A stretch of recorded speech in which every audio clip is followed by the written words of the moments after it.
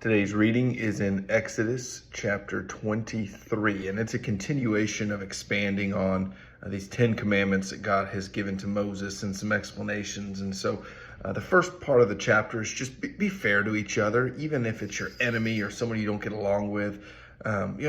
Think through what you would want to have done to you. Be fair. And then the second part, it really expands on the Sabbath and keeping days that are holy and feasts and festivals and some little details in there. But what I want to focus on is the promise of God's protection in the promised land. And so in verse 20, it says, "Behold, I send an angel before you to guard you on the way and to bring you to the place that I've prepared." God's saying, I'm going to be with you moving into this land. I will be present with you. As a matter of fact, it says it's an angel, but then in verse 21, it says, my name is in him. And whether that means it's God himself or an angel that represents the presence of God, God is with his people. And so the question becomes, are the people going to be obedient to this angel, be obedient to God, or are they going to trust in themselves?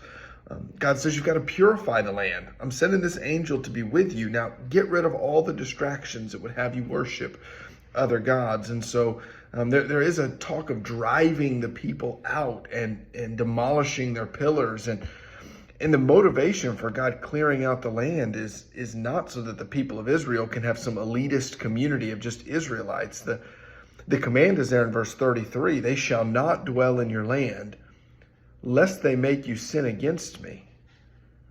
For if you serve your gods, it will surely be a snare to you.